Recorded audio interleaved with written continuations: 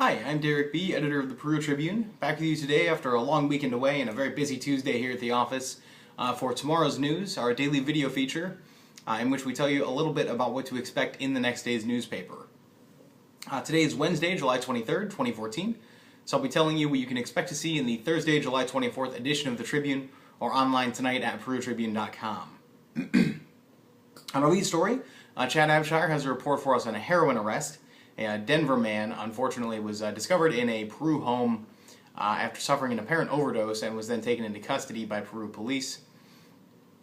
We'll continue to follow that case, certainly an interesting one, with him being unconscious at the time the police found him, but with the drugs in his system, according to a press release.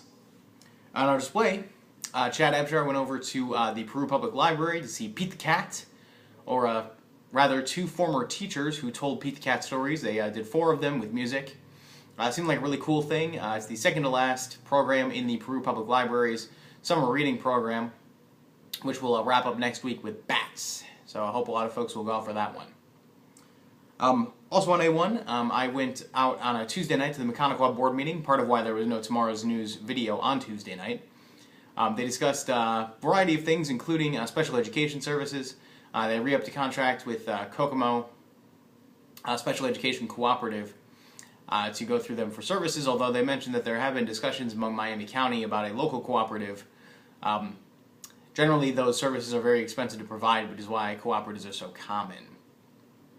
Finally, on A1, we have a story provided to us by Mechanical School Corporation, which I added a little to from the school board meeting. It's from our old friend Eric Stoff, who's now over there as a grant writer and public relations consultant, about their Mechanical 50th anniversary celebration, which was last Saturday at the Milestone Event Center.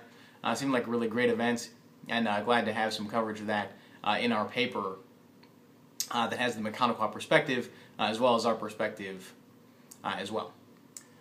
Finally, on our A3 page, our entertainment page, I have a report on the Men of Note. It's a Kokomo Barbershop Quartet who came to Peru to perform on Tuesday at Catered Living Nursing Home.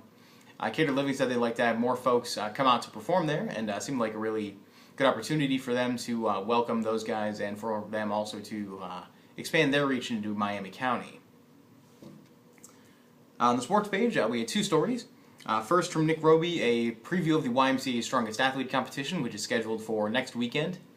This was actually the brainchild of an intern and Purdue University student over there who's a Peru High graduate, so pretty cool to see somebody coming back here and bringing new things to Miami County.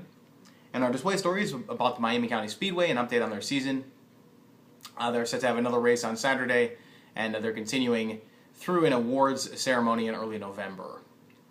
As always, you can find all those stories in tomorrow's print edition of the Peru Tribune. You can find them online tonight at perutribune.com, and you can find links to them on our Facebook and Twitter pages, which are both Peru Tribune. Finally, you can find me and all of our reporters on Twitter. Until tomorrow, that's tomorrow's news. I'm Derek B. Have a great Thursday.